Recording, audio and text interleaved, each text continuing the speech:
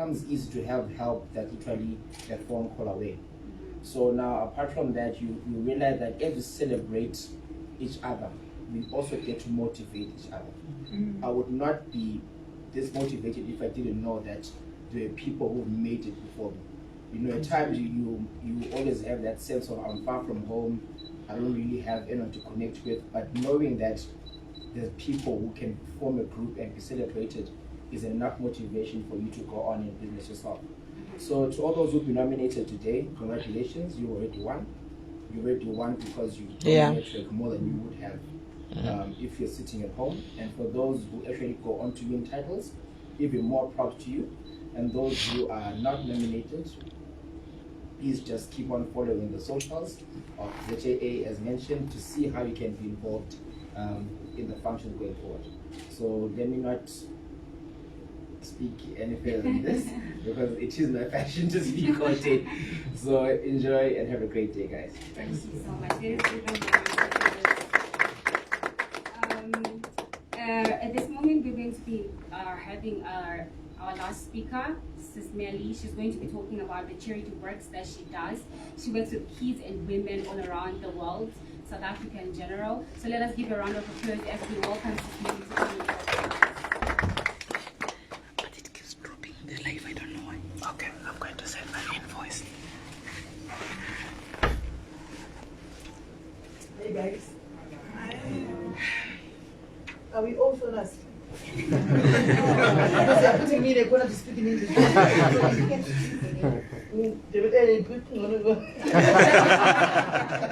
Okay guys, how are you all guys? I hope you are great. Right, as SIS MELLY, I'm going to work with Zororo Pumulani, and it's my pleasure and honor to work with them. I think this year we are going to have so many projects that are lined up for so many Zimbabweans, for Zimbabweans actually, the whole South Africa. So we are going to have so many charity works that we're going to do with them, and the other programs as well that I'm not going to mention for now.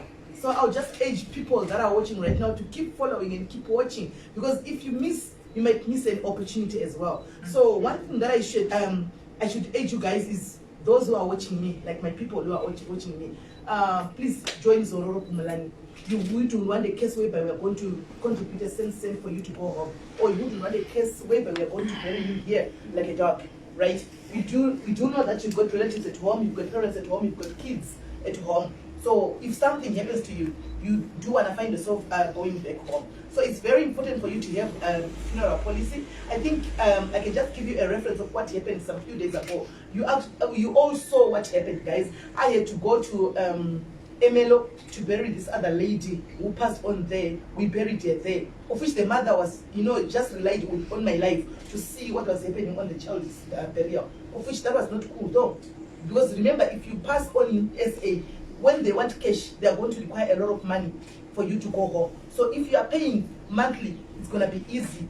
You'll be like you are paying something like 100 or 200 rand, depending on the cover that you want. So guys, this is the only way that you can help each other as Zimbabweans. Instead of you bashing one another, wanting to know who sleeps, who does this and who does this, rather we come together as Zimbabweans, we do something, we do business together, we help you, start something of your own. You can join the funeral policy as well, so that you can move on with your life. So this is one way of helping each other in foreign countries as Zimbabwe, especially in foreign countries like SA. Though Zororo is so ahead, it's going in so many places though. So if you are in Botswana, if you are in Namibia, if you are in Lesotho, they are already there. Just please find out where the Zororo offices are and register to get a policy. Or you can come to my inbox, I'll give you all the details that you need, and then you can also join the funeral policy. I think for now, that's what I can say. Thank you.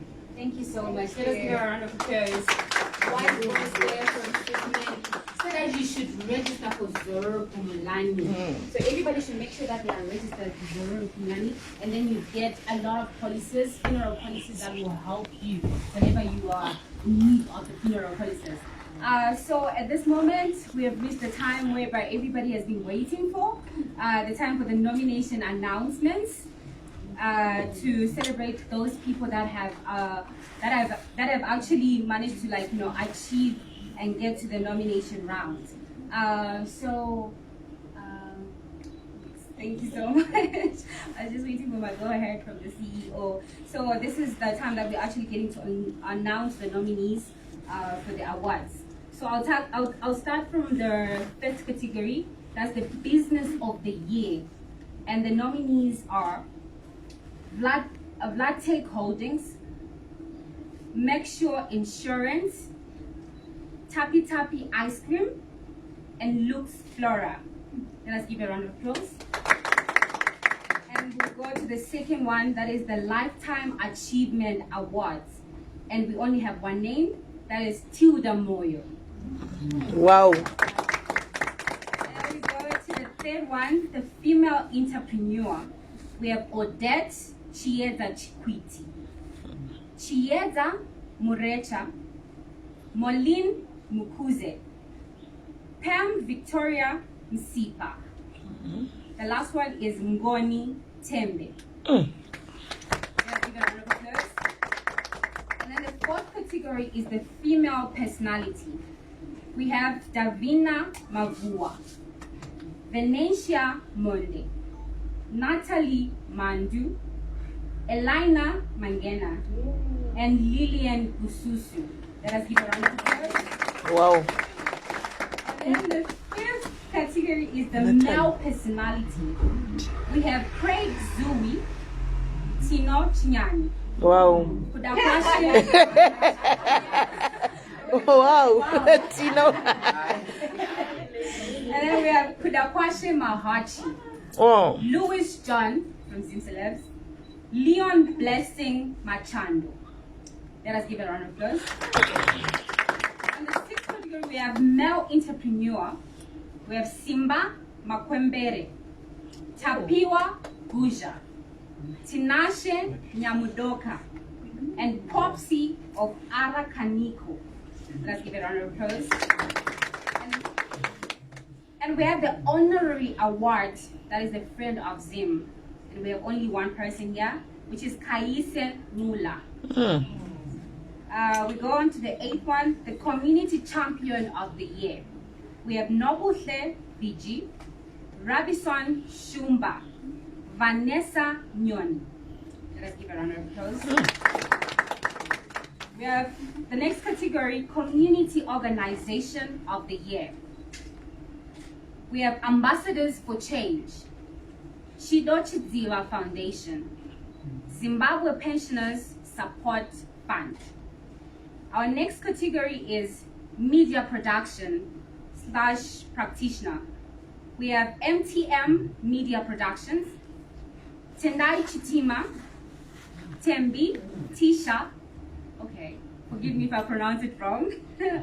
And then we have LA Bits, and then we have Optimus Arts Studio. Our next category is Outstanding Entertainment.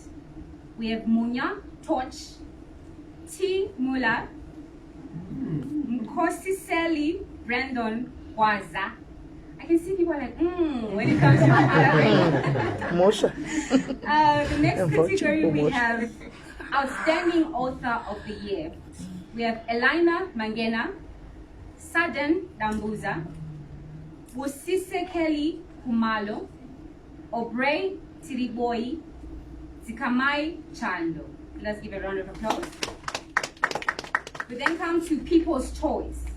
We have Kevin Joe, Admire Mushambi. Yes.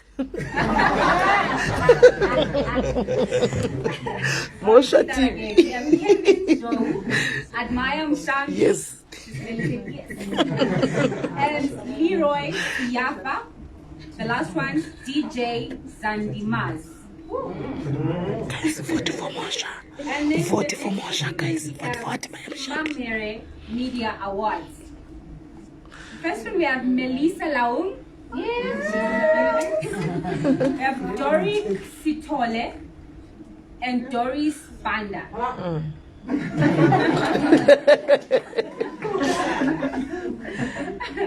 And then we have the next category, Farmer of the Year Award. We have Vimbai Mushaburi, Jonah Toka, and Tongai Photo. Larry and Sandra Tsikada. Kudai Marongwe Chipako. Nomusa Behani. Jay Makanya. Let us give a round of applause. We're coming to the next category. That's the Sports Personality of the Year.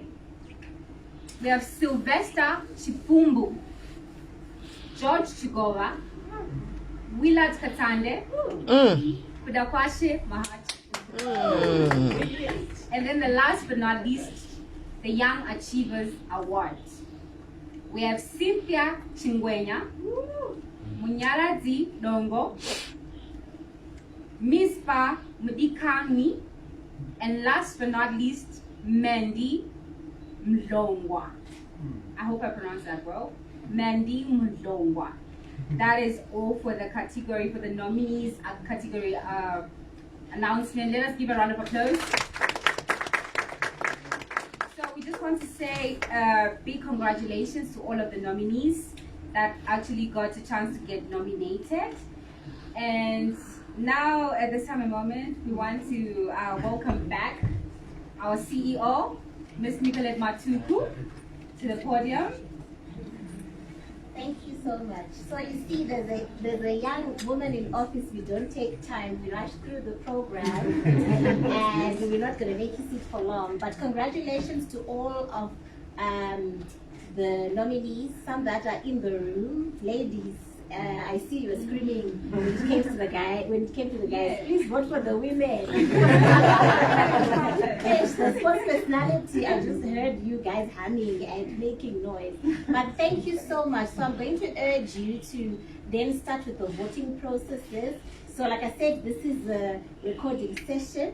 Please, you can tell those that are nominated, but let's not make noise about it. This recording will go live on Monday.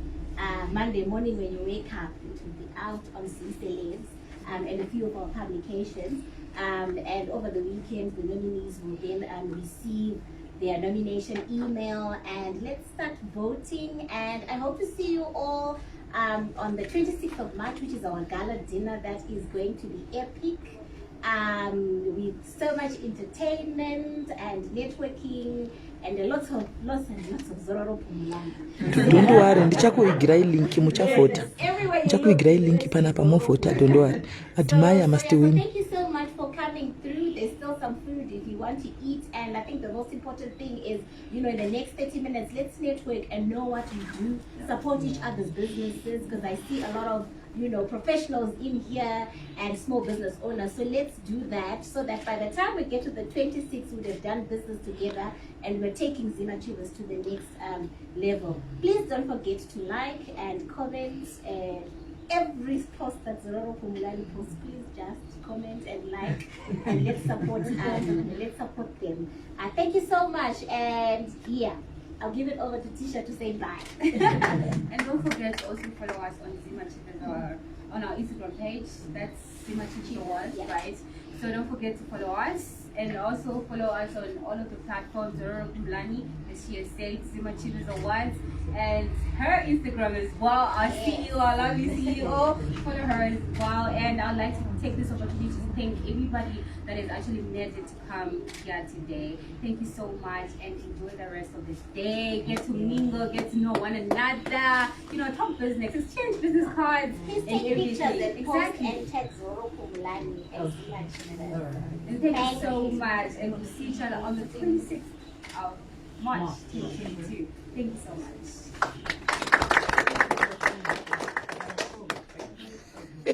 One more thing before we go. Thank you to the lovely ladies that made this room beautiful. I'm going to ask them to stand up. Seated Queens not higher, floral, and creation to completion. Please stand up. They're going to make the Ghana dinner look amazing. Yes.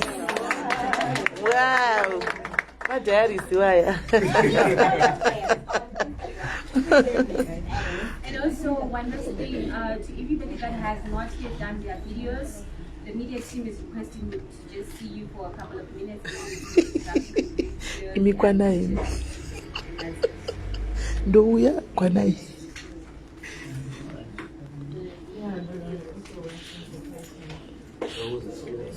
By the same time.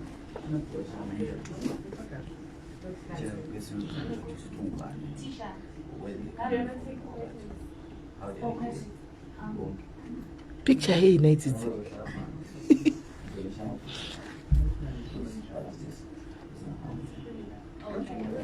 So if I could have your attention for a little bit, we're just going to be welcoming Mr. Anderson from Pocket Malva to come and join us on the stage. Let us give him a round of applause.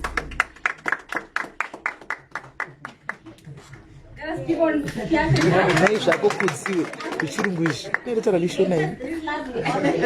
and he's the man behind the rope. So yes. I don't know what they say now.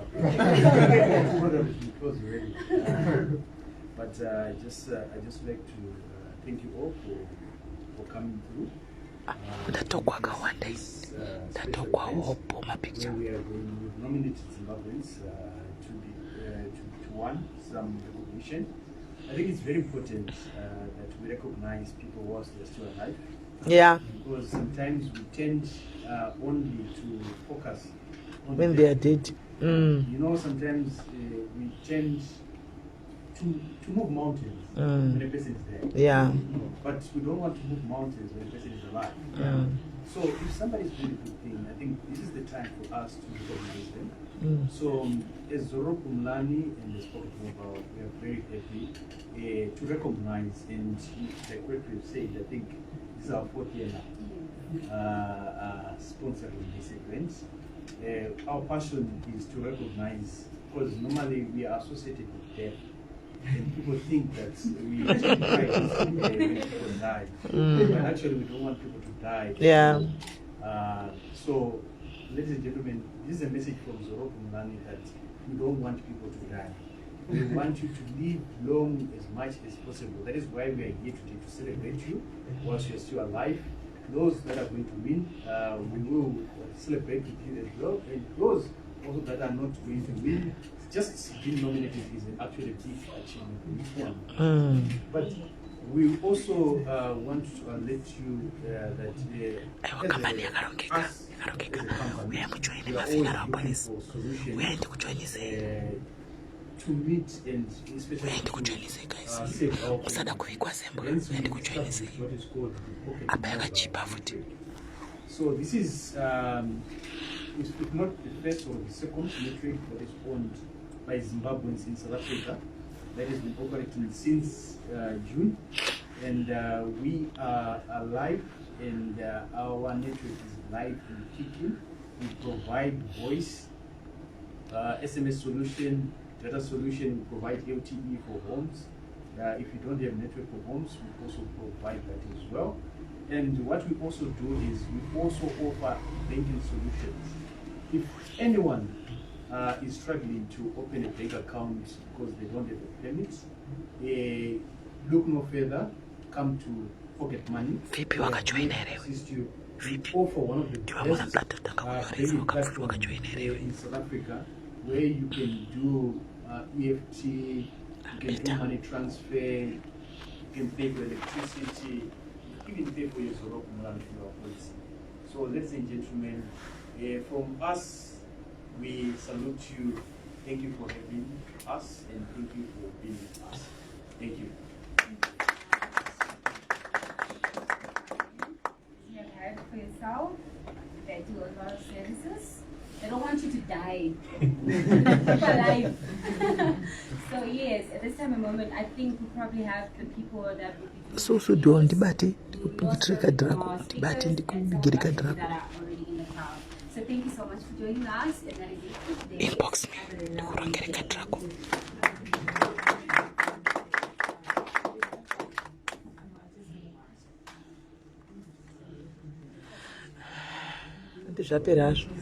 Right. Imi mose guys. Mukuti kwa muda ujoina. Uya indi kunyorese kuseruku. Ito ya kuseruku. So uya inbox. WhatsApp sayo ku message ya WhatsApp. Ndipenda kurongera kadracho. Vari kuda kujoina vese ndione kuseri. Ivan uya kuseruku ne ma details. Uya ne ma details ako kuseruku. Autori pa live. Ne t-shirt ndokupa uya kuseruku tangu ajoina ukajoina ndokupa t-shirt. Uchungo joina ne t-shirt yako, uchijoina ndokupa t-shirt yako ne cape. Kuya ujoine kuseruku. kurumidzai kumanya. So I think, like I said, it's our 7th year and we're celebrating the work that has happened. This is Nono. the past 2 years. Thank you, Nono. You know where they say small businesses still win. So we are grateful for the work that has been done in the past 7 years. But we're acknowledging that and also opening up to other cities. Namba dzangu dzekusera muna inasikana dziri pamusoro papage apa 064 895 4837. nyorai piwai pana naye mucomment section umu ndikanyora network inobva yadonha. Nono uya kuwhatsapp uyai ndikujoinise ndichiri pano. Kurumidzai mafomu ndinawo panapa.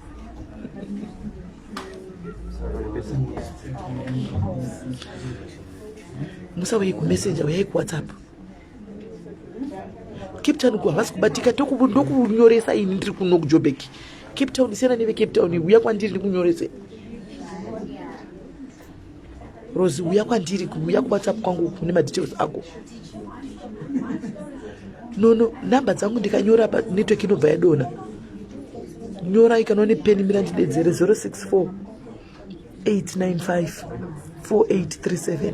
Nyora ipasi piwa hii namba comment section. Kana mkaenda pa page up Phoebe nyora namba zangu comment section. Kwa what's going on? Iwe janjwa dzidagiwe. Une police lewe.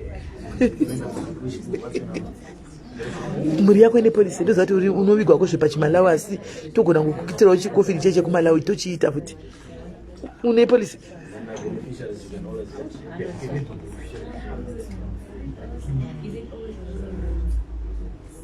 Makanaka ninga ndakataura kudhara ungoti amuteereri vana imi imi hamuhwi madhairies. Ndakakudzai kudhara kuti vese vari kuti makadhi uyai kuseri mundipe madetails enyu zita rako nesename nefone number. Handiti agent yokufonera yorongo vari kuti vamwe vakatumigwa makadzi avo. Imi hamuteereri ndodambudziko renyu. Uyai kuseri nemadetails andataura aya. Kune munhu anokusenderai makadhi kudzimba dzenyu. Ani muda kusendegwa munotora kumaoffices. Hamusuda kunotora kumaoffices saka chakusenderai kudzimba dzenyu ikoko. Uyai nemadetails enyu kuWhatsApp.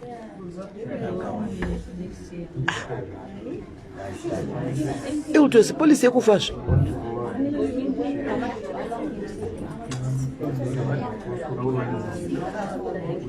Guys, for Mosha my violence I'm kuwina pa category ya my five I'm kuwina. Mosha and must win. Amukunza award ndeya Mosha ya. Award ndeya Mosha anditika guys paya. Totovotera Mosha iproduct yepano pa SIS MELLY diaries. Mosha muzati tistaka muguruma pano saka Mosha mfa to win.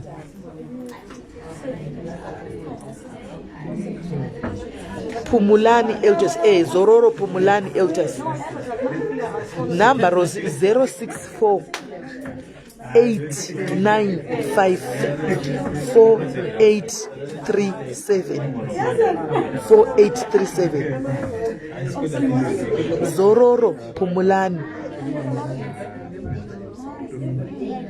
Brenda mwemo wakandipa here madetails ako masende kuWhatsApp.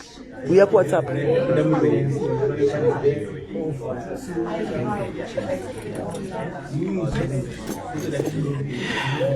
Any guys ndine short time ava kumana ndiyo yo nono ndiyo namba yoyo ndiyo indine show guys time nemabanditi hanimozviziva ndine show nemabanditi guys. Iyo namba yanyogwana nono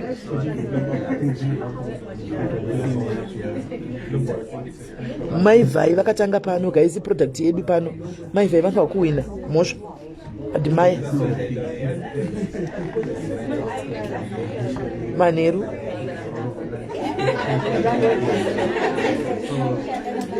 what happened Eltas uya ndikuti yatitaure tinzwe what really happened ndave koiniko zvinondomira nevanhu anoziva chii chakaitika. Uya kuseri tiwe chigadzirisana chigadzirisika. Exactly.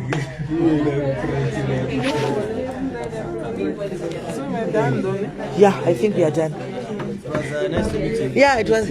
in person.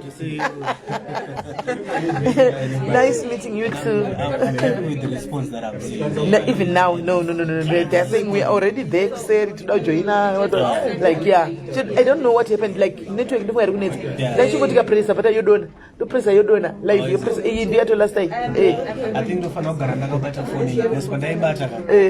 Network, that's when it's realized it is my views of my 800 Kaduna. 800, you got Baduna. You got Tanga foot. You are based in Rustenburg? Yeah. Oh, is it? You also in the office? Yeah, I know. I know the ladies who are working there. Yeah. This one is already in my inbox. She's here.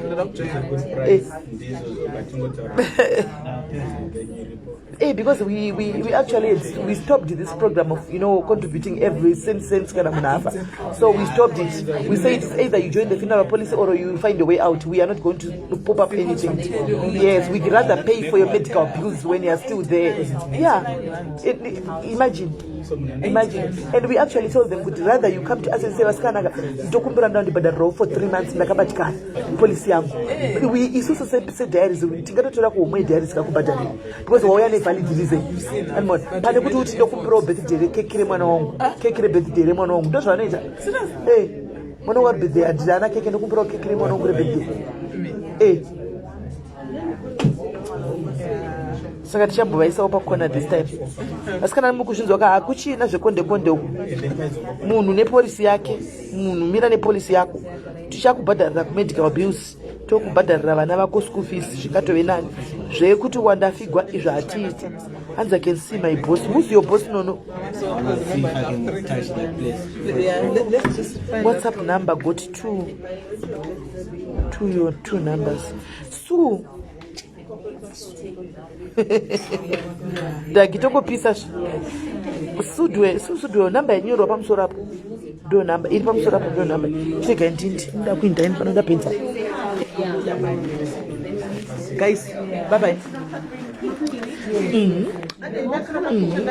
Ndakuinda wakapeka kuzopeza. All right, Sneak. Akatowina jara. Nomination. Admiration. Akatowina jara.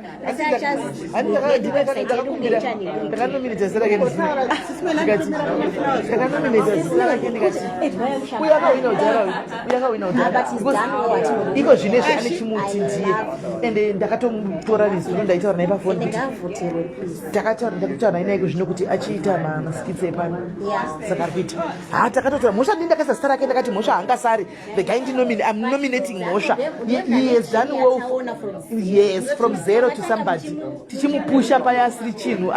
Aiwa ini mhosva ndomira naye chiro zvodi. Maivha indomira navo. Aiwa, iproject yangu maivha saka ndinotomira navo. Martha, ndati uya kuseri. And Cynthia school, yes, you can join for your mom in Zim. Uya?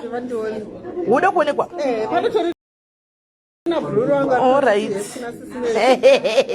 Anda zvinu kai moroi. Karoro ndeipi bhururu wangu risei Martha Karoro. But there is another possible. Hi everybody. Guys, mood support. We've done the deco and the flowers here. Floral and Queen services on Facebook. Saka ava vasikana ava kama diaries aya madiaries ari kwa possible pano kuchita hapana unovawana vari kucheti. Saka ava vanhu vanoita deco ava vasikana kuma events edu diaries kubva iko zvino kwacheta ma events edu diaries ava vanhu vatichange tishanda navo tombovaonawo timbovaisawo patrial kana vakatikanganisira sepaya todzinga asi kwendotida mbovaisa patrial timboshanda navo pama events ese nokuti vanoita zvemaruva zvedeko avanogona regai timboshanda navo. Ruva ringori 1 zvapa ini ndongozviitawo izvi ngobairira ruva zvongobairira maruva chero ini ndogona kungorongedzawo maruva ona yakurasha maruva ati kwai tiri fresh professional uchirasha maruva nayo kuita sekweiwe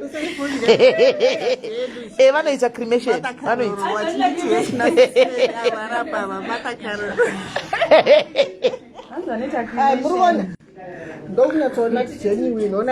aiwa tozoona kana wanyatsokuba kucha dheko zvokurongedza maruva chero ndinongonotanhawo pazapo ndikaisa mumagaba mabasi yakuindai atora eh Thank you, Sis Melly. Tunaona na soon. Can you take Oh, sure. Endeka kune background. yo background ikaniposa picture niposa phone timbotogwa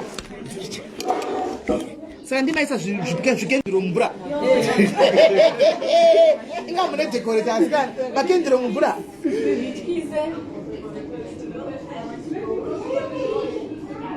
I like as smell.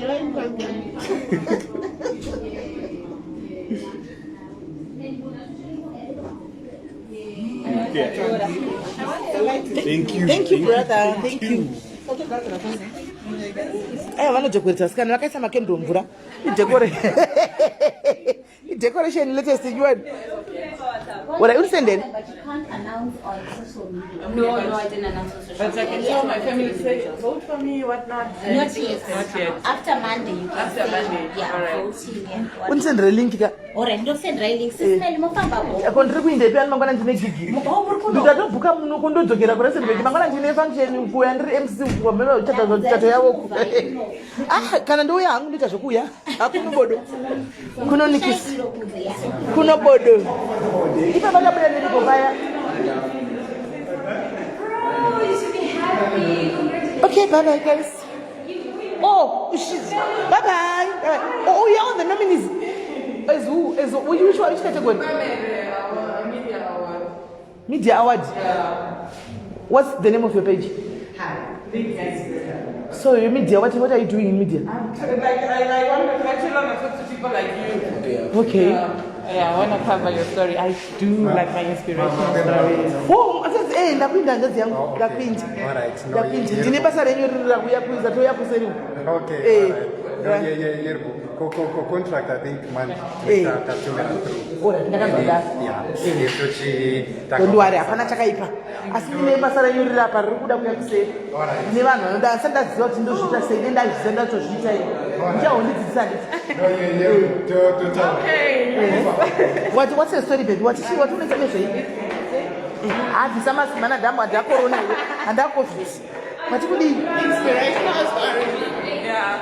And I just got nominated. I didn't even know. I came here to cover the story. Yeah. The Also, you writing articles. Yes, So when are you going to write mine? When? I will write yours. I want to talk. Okay. All right, take my number. Okay. Because we want it. Yeah. Hey. Before. And then you must give us your name so that on that category we must vote for you. Yes, and if we vote for you, you definitely going to win. Yes. Because you've got my take my because I'm on live on the phone. Take my 064 895 895 4837. 4837. Yes, smell. Just give me a high WhatsApp, then we'll talk. To respond. Yes, just give me a message. Yes. Right.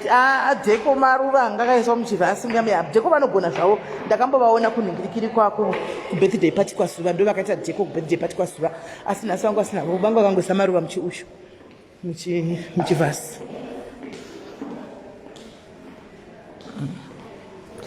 Bye bye. Huh? Toinda guys. Takuchinda. Techingorabha mashoulders nevanhu vakuru imomo tisadi. Techingorabha mashoulders navo mukati imomo kozvebasa re. Kwavakakwira mabhisa avo kwai kudii pari kuitwa nezveya mira tichiona hedu apa. Kunana sentoni kungoitwa zvimwe zvirungu zvisina kana nebasa rose. Tichiona apa vari kumabhisa. Kwese hatikwiriwe. Urangokwira wakamabhisa usikana vari kumabhisa nevana.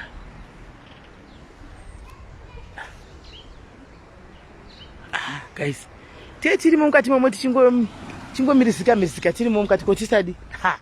Mirizika tirimo titorimo tichitomirizika momo mamonya imomo tichitori monyarokawo tirimo mamonya imomo kumonyoroka imomo. So guys, I'm representing Machembere muri kweroko.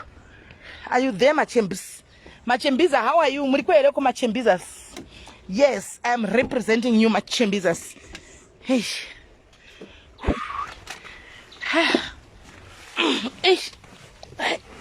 Yeah, mandiona ka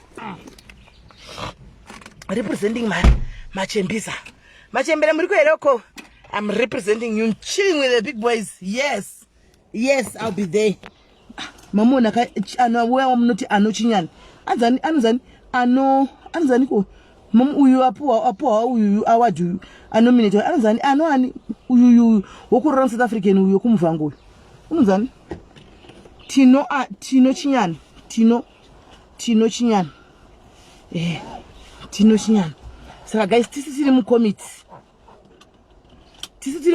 mo guys Mosha obvious guys Mosha ndindakato munominate guys ndindakatoisa star Mosha kuti Mosha apanga kwanda akatoisa star rake ndafara chazvinchiwa kuti star Mosha riri kumanya singaiti saka ndiri kuya nelink guys zva Mosha apatana pakutera masura achitwa mavotes takatevedzana kudii heti kukwizana Mosha wangotora award ka1 anofanirwa kungotora award dzake ka1 Mosha and that's it hanimaona because Mosha ndewe diaries iproduct yepano Mosha saka tinotoda ndikatibvisewo magogo aya mai weka magogo uhambule yusho sima magogo muvanhu chiri ngoti ndachera kufamba negugu because kuchechi ndinotopfeka zvigugu aikona andondiziva ndichijamba negugu ndipfeke zvokumapatapatanga right Tino Chinyani wapinda ipapa mamuona ndakanga wanga akagara padhuze ndiwo muti kamera bvo straight ndaona kuti hazvizoiti zvizomakisa asi muchangozomuona still handi musati chiwapa maaward tetiripo tisi tichawapa kamaaward acho tichawapa maaward ndiye ndichikuudzai ndakabata kamera kuti uyu ndiye uya uyu ndiye ndichikuudzai dhondwai maaward musana macho tiri kudzoka kuno tichavapa maaward kai tichinda zvedu aiwa Mosha ndizonono ndakupa location andipa foni ndakaisa right chiregai guys ndichinda chiregai ndinde nasi ndiri muno mashuwaka saka machembere ese inini kune chembe I'm representing you machembere mashuwa Facebook kusvikira yati haticha machembere pa Facebook kana isina kutaura izvozvo Facebook Zuckerberg asina kudaro tiri tose ndakatsande ende tinenge tiri pano pamamonya pano ende pamamonya apa totobva nekuda kwedu toga tichadobva tichange tichingochembera tichingoenda tiri pano imi vechidiki muchingoteverawo kuchembera muchingoteverawo kumasure muchingochemberawo saizvo kuchingoyova nyuwani tichingoenda takadaro saka tinge tiripo panapa Lorraine tiri kuSenton kundowa tiri kuSenton ndakuda kuti ndichinda manjiko zvinezvi ndochinda ndozodzoka time ndodzoka time guys kumanheru tinenge tine busted abroad hanimoisa show yedu ikaimabhanditi ya busted abroad saka ndo kwatinenge tiri ikoko anzina try more thank you yes link ndo yanaro Eltas link ndiri kuyanaro Mosha akatowina usatambewe ndikuona pasina zita raMosha ndikati name wamuri kuti kwa entertainers ava ndevepa handivazivi dandakangoziva tu chete ipapo ndikati entertaining chaiyo industry chaiyo muchisiya Mosha zvikanzi no you can put in your name ndikati Mosha admire mushambi iro harina contest rakabva rangopinda saka ina I'm representing machembere guys machembere muzati ndikumira nemi maona mukawapa pane chembere muvunzo kuti mamuchembere tiriko kuna SIS MELLY timirira esi machembere ndezvikutofaya so guys regai nditosangana time manheru antika tiri muno muJoburg tosangana time pashow yedu yemanheru ndafamba netourist dzangu nokuti handisi kudzokera kumba handisi kudzokera kuRustenburg nhasi guys nokuti mangwana ndine show zvakare muno muJoburg asiko nhasi manheru zvikafamba muchizvi nhasi hazvichatoita pane kwana ndichida kunzi ndinopinzwa uko kuti muone zvinenge zvichiitika imomo zvino kuna hanzvadzi yakabhukisa kudhara iye bastard abroad saka kuti ndimuti tipostpone tinde uko panzvimbo munomu handisivi mirai ndimboona Lizzie thank you Ivy saka handisi kuziva kuti toita sei guys kuti tongofamba here nebhora nabhudhi vedu akatoinda kumwe kwatoda kunopinzwa asi kona chiti kwatoda kunopinzwa uku kwakaipa guys kwakaipa kwatoda kunopinzwa kwacho kwakaipa and it's a very dangerous place but kwakaipa asi isu tatakapiwa ndandakataura ndikamunzi access ndopiwa kuti ndipinde ndandiroda kuti ndandirinopinzwa mudrug den mavanenge vachizvibaya netsoni vachishuta pazvinenge zvichiitika live when it will be happening live munenge muine vanobaya vanodii vanenge vari hai muchiona ndandakakumbira access tikarizina ndikapiwa access saka minoti moda ipi tongokondiya nebasida abroad tozoita here next time kana kuti toita sei mazvinenge zvichitoitika live muchitoona kuti uyoyo ari kutokurura kauyo arohwa uyo ari kurova iro uyo ari kurova rinonzi iyo ari kutozvibaya netsono apo uyo ari kutodai mudrug den mazvinenge zvichiitika chaiko chaiko paground munyatsoona mavanoitira imomo. Ndouya nono kuofisi kwenyuko, ndouya kuofisi kwako mbora wakapera. Right, thanks Nyasha, thank you. Kwanzi Friday diaries ewa nasiri inova unge iripo nasinge iripo saka ndichiri kumbobetla toinda here ukoko kana tongoita yedu yemazvese ndozodzokera ivava because ndakupromisa 2022 guys tinenge tiri panzvimbo pazvinoitikira kwete zvokuudza kuti ndaimbozoita dombo ndikazorega ndikadai pazvinenge zvichitoitika muchitoona zvinenge zvichitoitika ipapo totachida kuti zviitike izvozvo. Kuofisi ndouya nono kuofisi ndiri kusvikako dondo ari kuofisi ndichasvikako pakati pevhiki papapa saka regai ndinde guys asandaziva toita ipi apa asandaziva. Thank you Melo, asandaziva toita ipi chaichayo guys todi mogona ngonyora mucomment section ndozoonawo kuti tokondiende nebusted abroad yedu ishi kana kuti topinda mudheni momo. Oh, thank you K. You must say, hey, I've got the fear of disappointing that brother, but anyway it's fine. It's fine. Thank you Tatenda Watanaskwa. Thank you. Thank you Try More. Thank you. Saka ndisototya sanzi ande ikudrug 10. Atipaisha. Stay safe. All right, hands ande. Trishi moyo unoya ku WhatsApp ndokupa. Yesho. Naifeli akandipisa kupi. Asa uoni naifeli asa uchaoni. Asi we make up yawaona yo into yado. Nasi naita ka make up nona chiapa vanhu. Ini ndanotsvaga mavideo yangu anditi make up kai. Anditi make up ndotogara ndiri natural because skin yangu ndozviglowera but nasi nangoto semunhu ari kuinda pane vanhu vanoitawo make up asikana yamaona ndikandingoitawo ndatozviona ndatondikanganisa ini make up handichatoiiti guys because skin yangu bho zvekuti glow yese bho zvese handina kana pandakatsva handiti nambobva ndakatsva nemafuta angu handitsvi nemafuta angu ini ausanyepa imakeup yandatoisa iona chero maeyebrows yanoti handi magoni ndangobharangidzawo hauna kuona ndina kana papi pakatsvana iyi papi imakeup ndofunga yandatoisa handina protection ndinayo sone ndikupinda neve imomo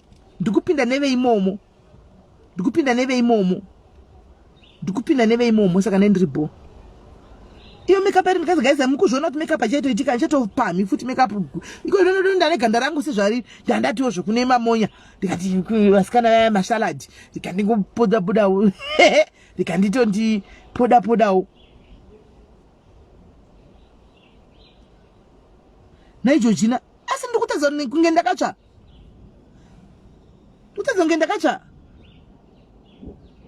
munyasoona zvakanaka imi asi makeup iyo yatokanganza amen manheru ndichauya ndabvisa izvi ndageza izvi ndichauya ndakageza uwo nditarisa ipapo uzoona kuti ndizvo here pamwe ndisiri kuzviona hangu handisivi. Lizi nyayo ine nyaya yoyo mbomira ipapo mbomira. Right guys, saka ndakwinda handitika tobatana time ndozokudzai kuti tukwinda kupi antika toinda kukwere kuti tongokontinue nelive yedu andimaona tozoona kuti haufa saka ndokuudzai time. Bye bye guys, bye bye, love you. Anzari kunyeperai. Thank you zvakovongai ripo timu rangu rinenge nyasa ndazviwaini kuti kwai murungu akupenga kwai hatichinga kupenga zvarini hasa ndazviwaini kudazvo kuda kutanga ipa pa 2 days idzi hasa ndazviwaini hasa ndaudziwaini noti vana vaendotaura navo asati vandiudza wani ndezvokunyeba izvo kunyepa asati atanga kupenga kana apenga chakuudzai kuti akupenga iko zvino asati akupenga.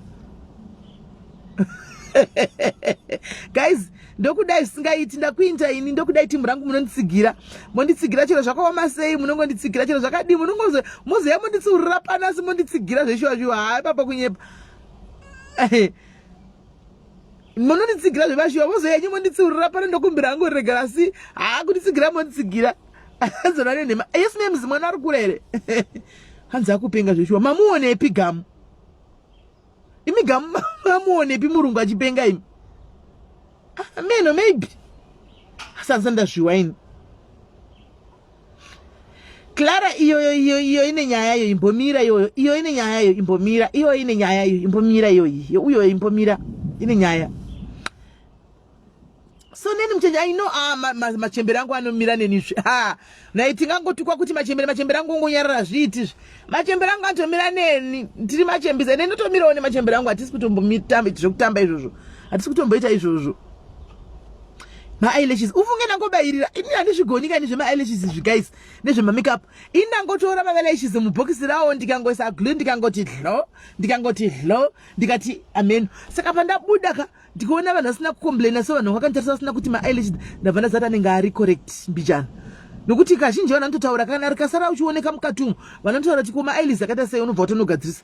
Saka ndatoona kuti no panenge pakamira bho ndatoona kuti panenge pakamira bho handizvigoni izvi ndangotonjobera mai mwana nokuita zvokunjobera mhene koko zvigona zvemamakeup tichai wakana dziri nazvo indoda zvekupfeka izvi zvemakeup izvi guys kungozvimanikidzawo kuti dzimwe nguva unongochungoendawo kuvanhuwo asi makeup sinoti maistyle. So guys ndokubatai time handika regai ndichocheja foni yangu tisanganite pashow yemanheru muchangoona kuti ndeipi yacho yemimi ndeiyoyo here kujere kana kuti ndiyoyo yekudheni teti chingotadzana ndika bless you.